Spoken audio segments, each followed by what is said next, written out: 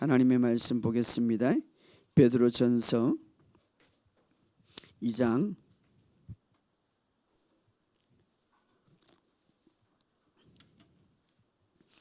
4절 5절. 베드로전서 2장 4절 5절.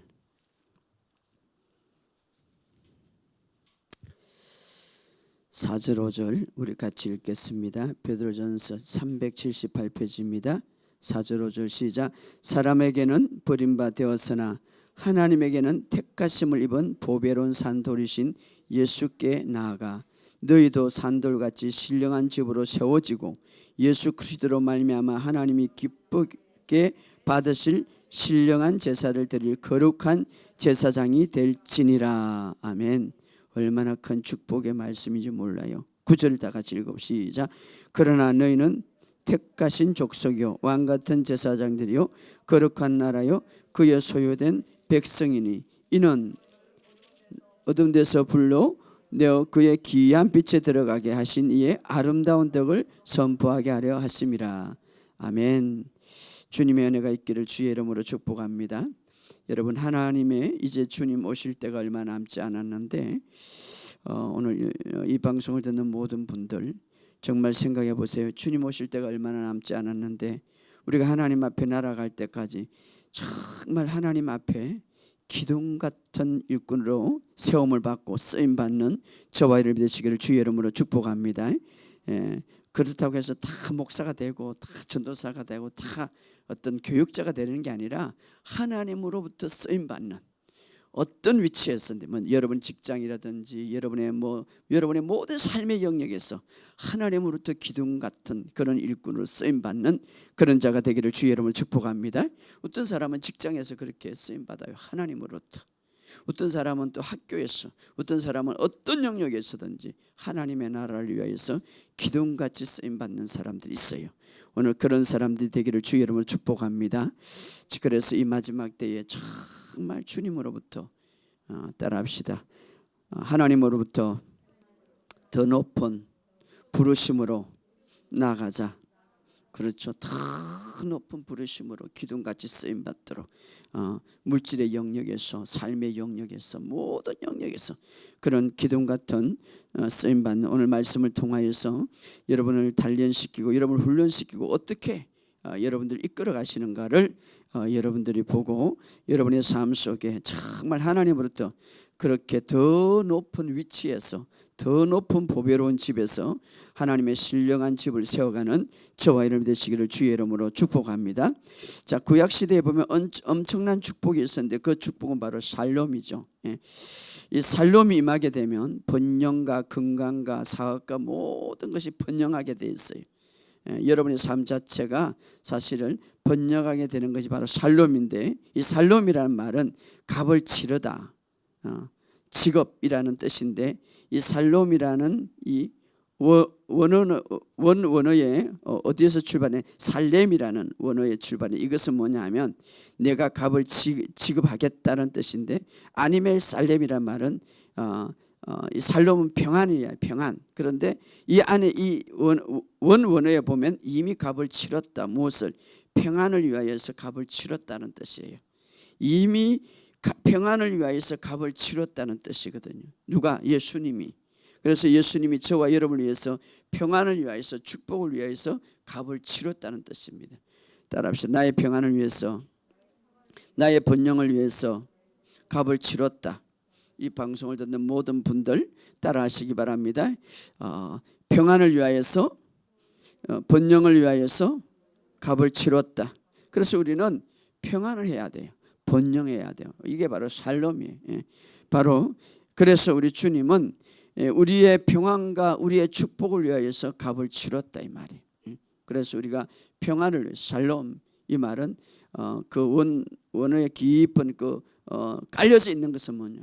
평안과 축복을 위하여서 이제 값을 치렀다. 그러므로 너는 평안하라 이 말이에요. 그러므로 너는 축복받아라 이 말이에요. 할렐루야. 그런 삶이 되기를 주의 이름으로 축복합니다. 그래서 여러분의 삶 속에 샬롬이 있기를 예수 이름으로 선포합니다. 여러분, 우리가 말하는 것에 대해서 믿음이 있어야 그대로 되는 거예요. 제가 계속 말씀을 선포하니까 요즘은 더 믿음이 있어요. 내가 말할 때 꼭 이루어진다. 마음으로 믿고 내가 말하는 것을 믿고 믿으면 그대로 되리라. 그러니까 여러분들이 기도할 때에 여러분이 말할 때에 믿어져야 되는 거예요. 그냥 이게 뭐 이루어진나 의심하면 요동치면 바람에 나는 개와 요동치는 것 같아서 그게 의심이 되는 거예요. 내가 말하는 것이 믿어져야 되는 거예요. 그런데 그것이 여러분의 삶 속에, 그래서 고백을 많이 하라는 거예요. 계속 말씀을 고백하다 보면 믿어지는 거예요. 제가 어제 목요일 날 집회하는 가운데서 기도하는데 믿어지는 거예요. 내가 기도하면 이 사람이 치유된다. 그래서 간증이 막 전화로 오는 거죠. 그러니까 여러분들이 말씀을 선포하고 여러분들이 고백을 하면 이제는 믿어져야 되는 거예요. 믿어지지 않으면 어떻게? 믿음의 세계는 믿어져야 되는 거예요.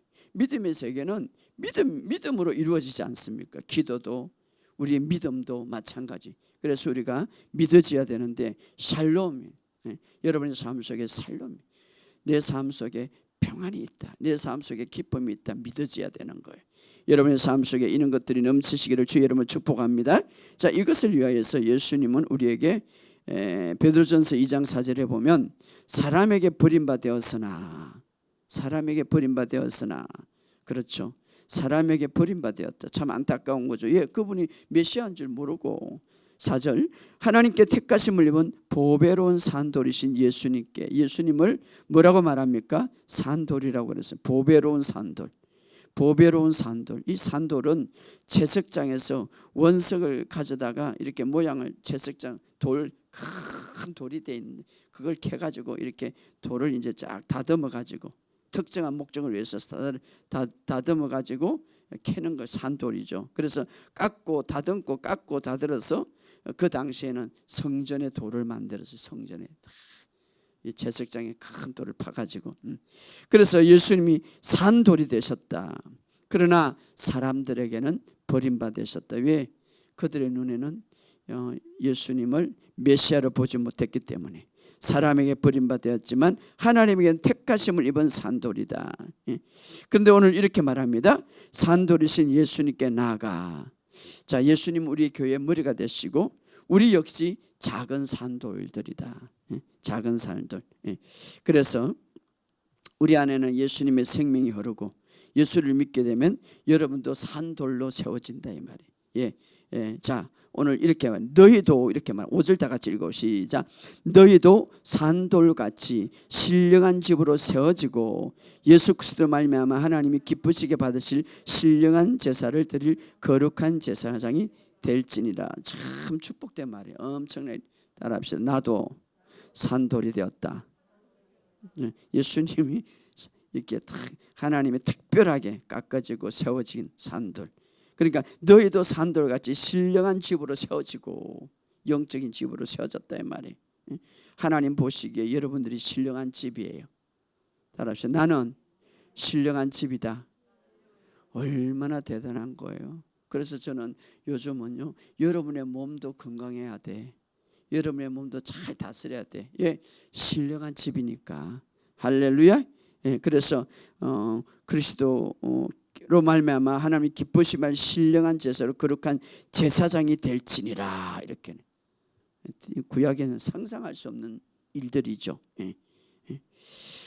당시에 보면 제사장에 돌을 떼어서 대부분 사각형을 만들어요. 우리가 잘 아는 사각형을 다 만들어 가지고 깎아서 예루살렘 성전을 만들죠. 큰 돌로 아주 큰 조각으로 채서.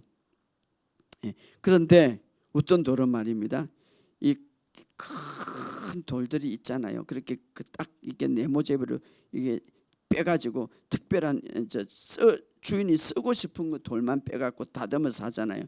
그리고 나머지는 방치해 두는 것도 있어요. 돌인데도 방치해 두는 거. 그러나 특별하게 그냥 주인이 다듬어 가지고 딱 돌을 만들어서 조각을 만들어서 빼낸 돌이 있죠. 거기서 빼낸 돌.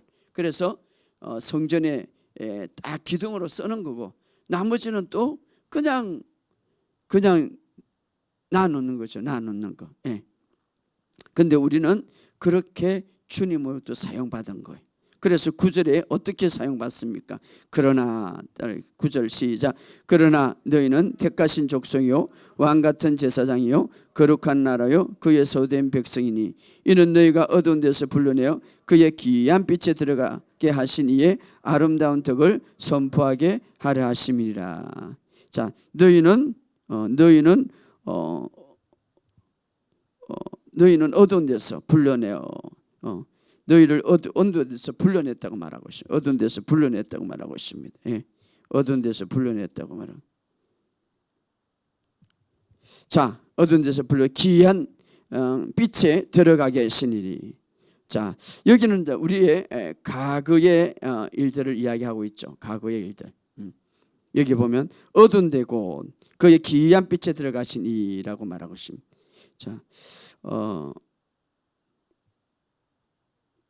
어두운 데서 누구든지 아무도 제석장에 들어가서 그 돌을 꺼내려 하지 않는데 자, 우리를 어두운 데 있게 했죠. 우리가 처음에 그 어두운 곳에 있었죠.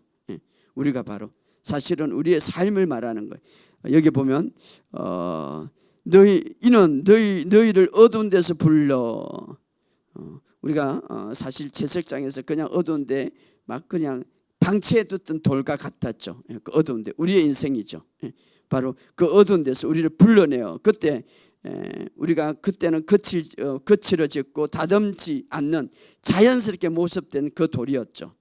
그러나 하나님도 모르고 천국도 모르고 우리는 마치 벌어진 돌과 같았죠. 벌어진 걸. 그래서 우리는 느낌대로 살았고 우리 생각대로 살았고 정말 어떤 그 창조자의 더 높은 위대한 꿈과 비전을 갖고 있었는데도 그것도 모르고 살았죠.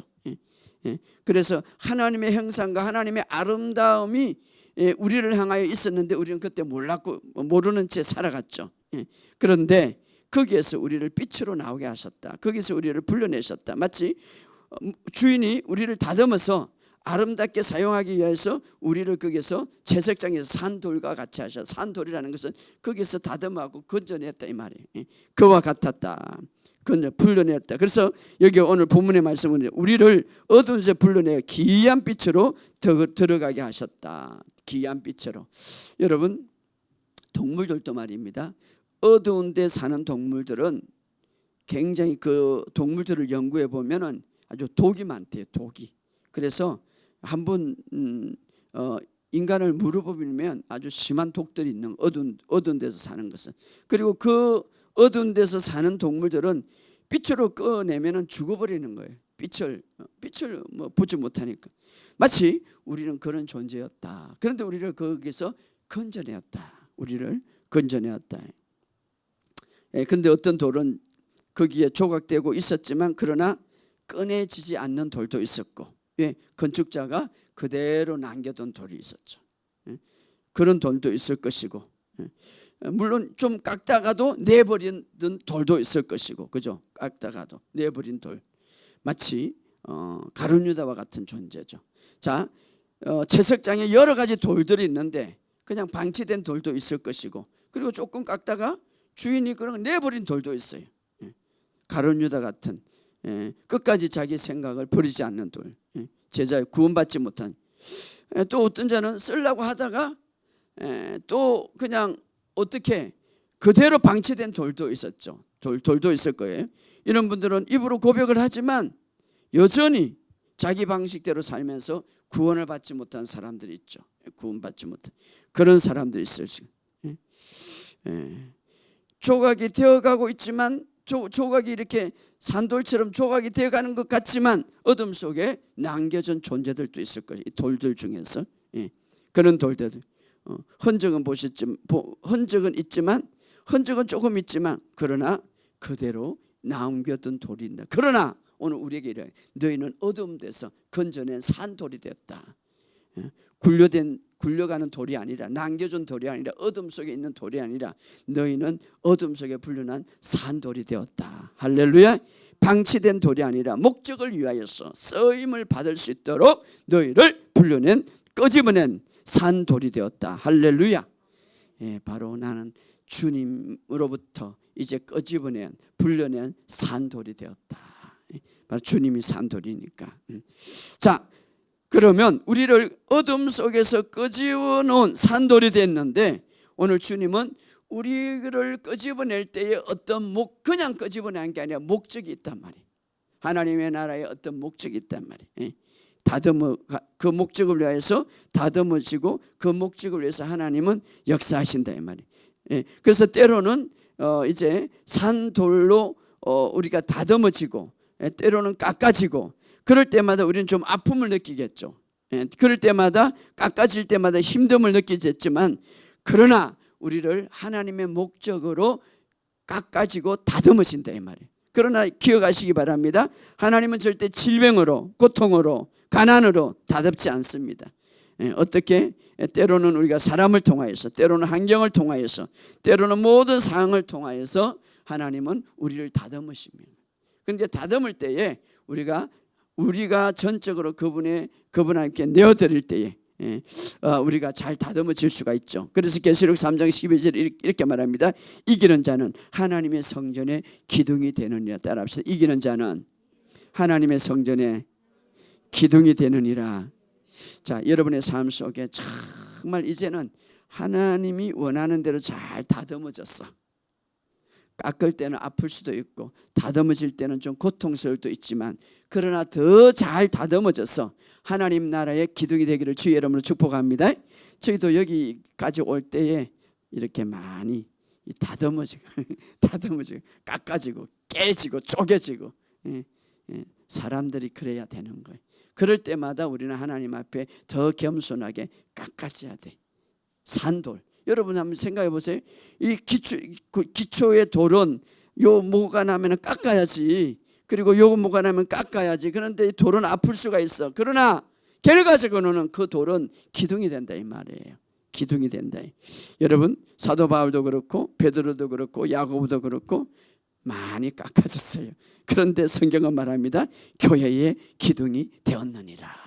할렐루야. 자, 기둥이 되는 과정은 때론 고통스럽습니다.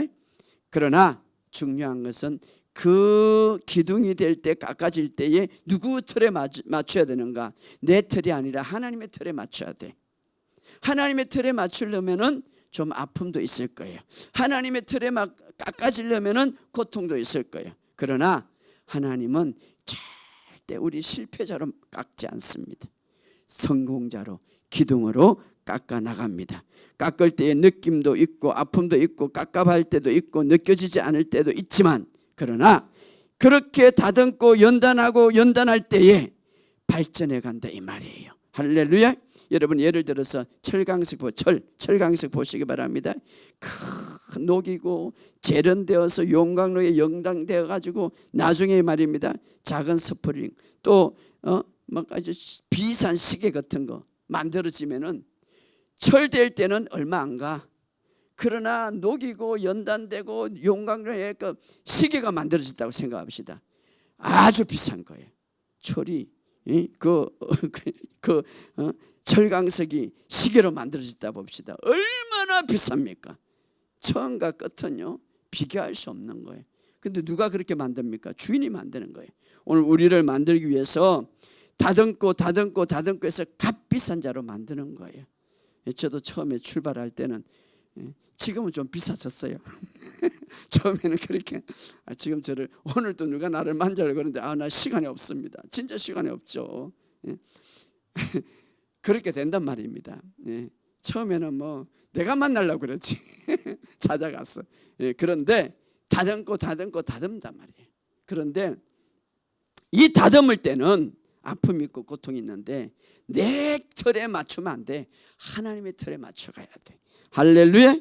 연단이 필요한 거예요. 심지어는 금도 말입니다. 막 녹이면은 열을 받으면 불순물이 나와요. 열 받으면 불순물이 나가고 어떻습니까? 불순물이 나오고 진짜 순금이 나오는 거예요. 그래서 그 비싼 값이 되는 거예요. 비싼 값. 그냥 있을 때는 싸. 그런데 순금이 나오면 더 비싼 거예요.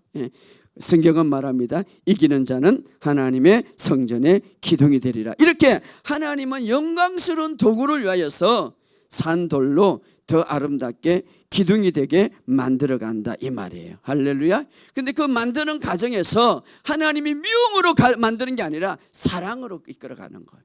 따라합시다. 사랑으로.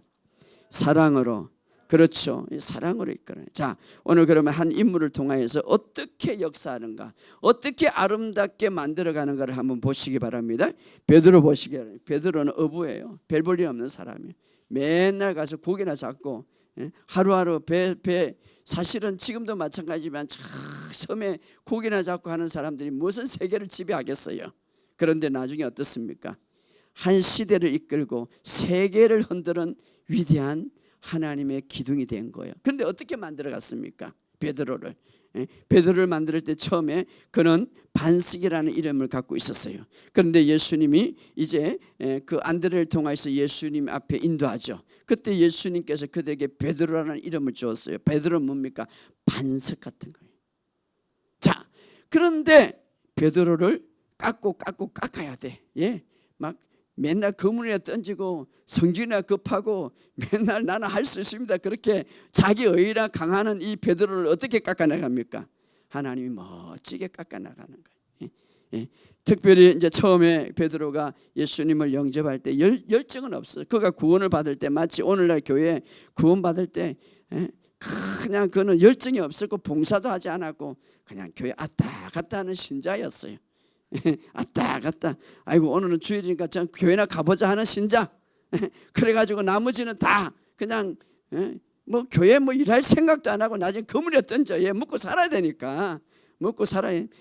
목사가 오늘날 이야기하면 목사가 교회 오라 그러면 먹고 살기가 바쁜데 지금 주일만 갈게요. 이런 식으로 그런 신앙생활을 하는 사람인데 그날 이제 예수님을 만나가지고 메시아가 있다. 뭐 그 정도만 알았어요.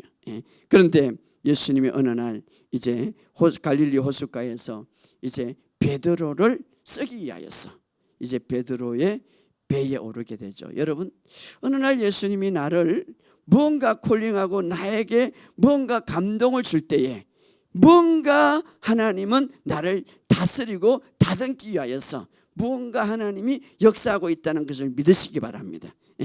무언가 목적이 있단 말이에요. 하나님은 목적이 있어요. 여러분, 그 많은 배 중에서 베드로 배에 올라갔겠어요? 말씀을 전하는 것도 있지만 또 베드로에게는 목적이 있었다 이 말이에요. 그래서 배를 빌려달라. 아이고 피곤해 죽겠고 밤새도록 그물을 던졌는데 만약에 그 베드로가 순종하지 않았으면 그 다듬는데 베드로가 자기를 내어드리지 않았기 때문에 하나님의 틀에 내어드리지 않았기 때문에 그 어떤 목적에 가지를 못했겠죠. 그런데 말입니다, 베드로가 그 힘든 가운데서도 배를 몇 시간 내준다는 거 그거는 쉽지 않아요. 힘들어 죽겠고 밤새도록 일했고 피곤한데 배를 좀 빌려달라 하니까 빌려주는 거예요. 여러분, 어느 날 주님이 여러분의 건강, 여러분의 물질, 여러분의 삶을 빌려달라 하면 목적이 있는 거예요.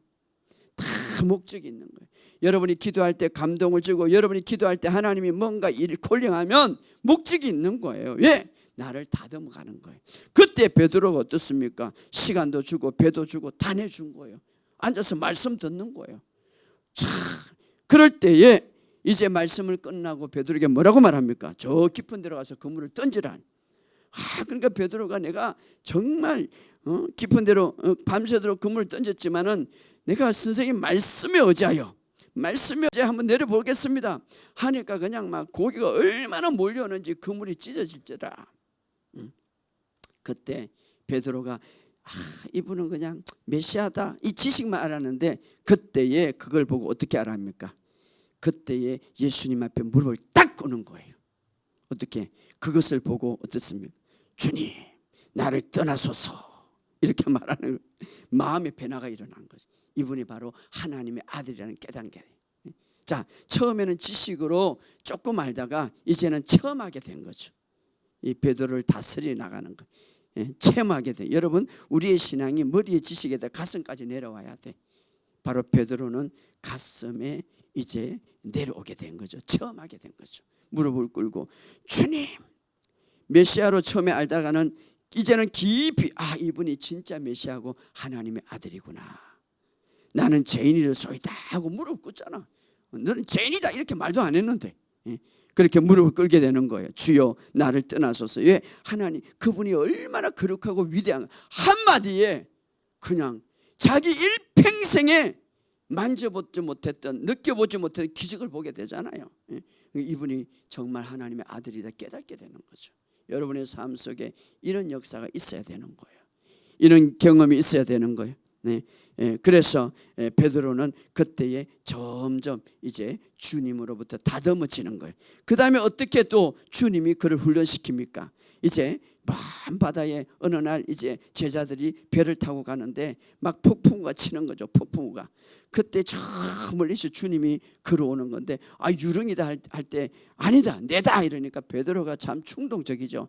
예수님이면 나를 한번 오라 하소서. 그럼 그래 와라 이러니까 베드로는 참 멋있는, 이것도 다 훈련이죠.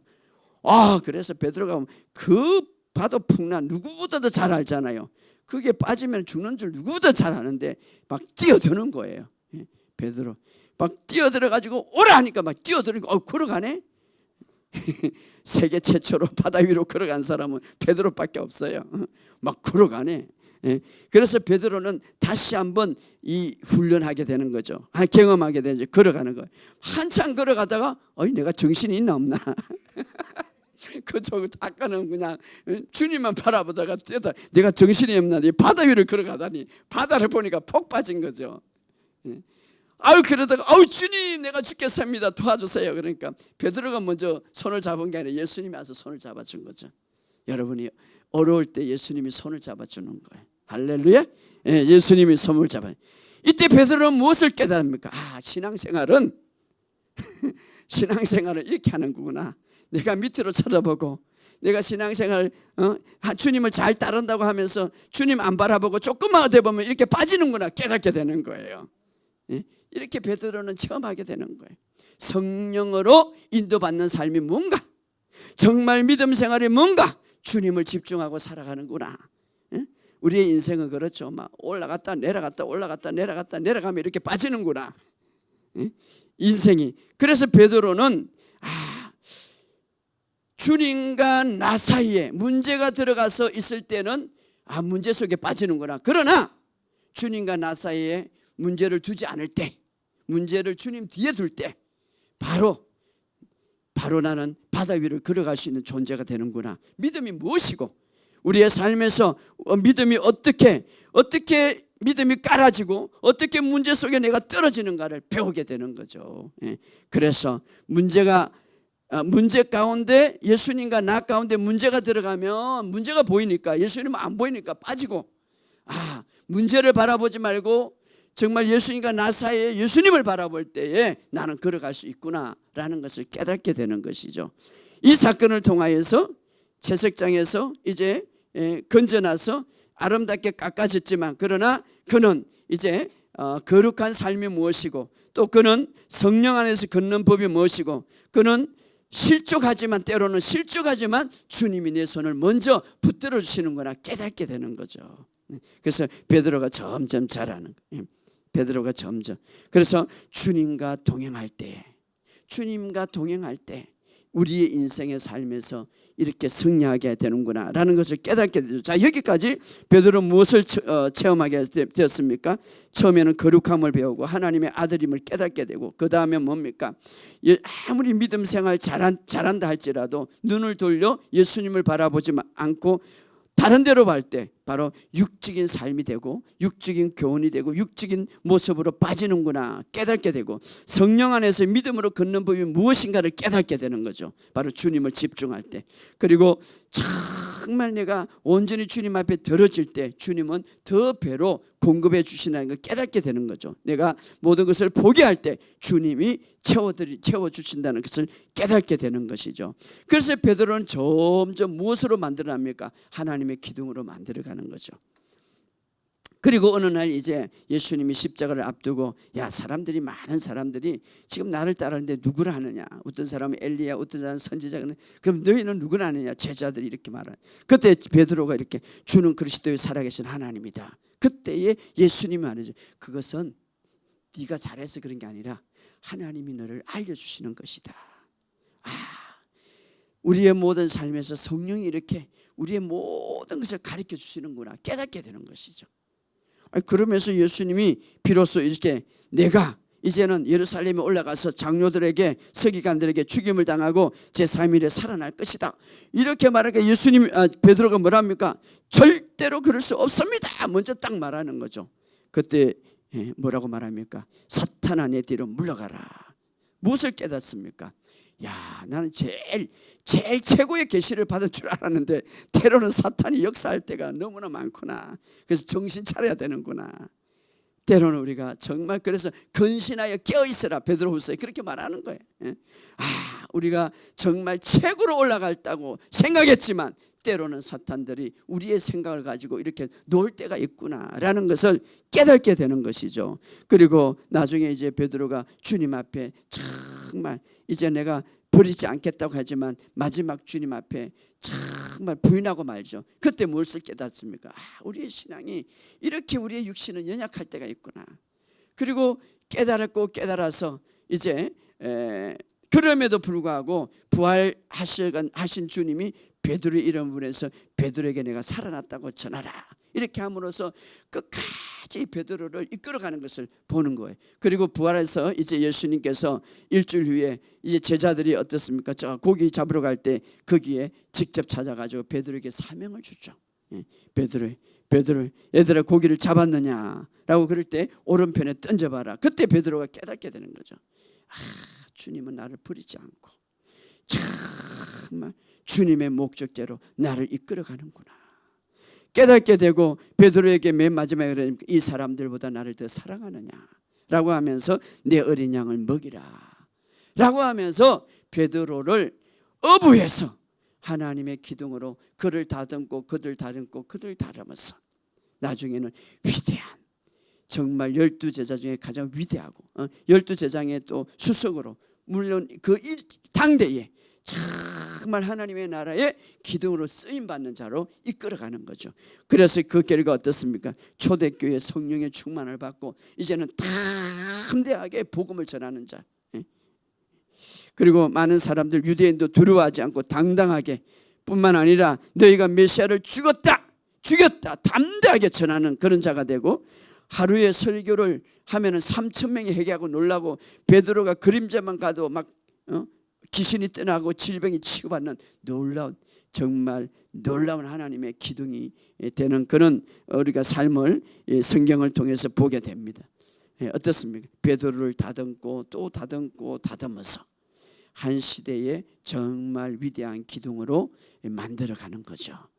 바로 이것이 성경에 하나님께서 우리를 만들어가는 모습이 우리를 채석장에서 캐어서 또 다듬고 또 다듬어서 누구의 틀로? 하나님의 틀로 만들어가는 거예요. 그러나 내가 정말 내 자신을 온전히 그분이 다듬을 수 있도록 그분이 또 다듬고 깎을 수 있도록 나를 내준다면 하나님은 하나님의 위대한 역사를 만들어가는 기둥으로 만들어가는. 그러나 가룟 유다는 실패하고 말하는 거죠. 끝까지 자기 고집으로. 여러분이나 저는 다듬어져야 돼요. 깎아져야 돼. 그러나 그때 아플 때도 있을 것이고 섣불 때도 있을지만 그러나 하나님은 기둥으로 만들어가는 거예요. 여러분 하나님이 다듬기 시작할 때에 여러분 우리 자신을 온전히 내어주시기를 예수 이름으로 선포합니다. 내 자신을 따라합시다. 주님 나를 다듬으시고 주님의 털 속에 깎아주셔서 하나님의 기둥으로. 그렇죠. 우리가 정말 그때는 우리의 환경 속에서 우리의 삶 속에서 아플 수도 있고 좀 힘들 수도 있지만 그러나 하나님은 우리를 베드로를 그냥 놔놨다면 어부에 끝나는 거예요. 그 인생이. 그러나 한 시대의 위대한 사람으로 만들어간 거예요. 오늘 우리의 삶 속에 저도 여러분도 그런 삶이 되기를 예수 이름으로 선포합니다. 우리를 그런 귀한 빛으로 그런 하나님의 기둥으로 제사장 같은 사람으로 만들기 위해서 우리를 채석장에서 불러냈다고 그랬습니다. 여러분은 목적이 있었어. 또 어떤 사람은 그래요. 목사님 난 나이가 많아갖고 이제 다 됐어요. 아니에요. 여러분도 여러분이 하나님 나라의 기둥같이 쓸 거예요. 여러분의 삶 속에 그런 삶이 있기를 예수 이름으로 선포합니다. 자, 바로 그런 모습으로 쓰임 받을 수 있도록 여러분 기도하시기를 예수 이름으로 선포합니다. 오늘 우리가 정말 그거를 위하여서 여러분이 기도하고 선포하시기 바랍니다.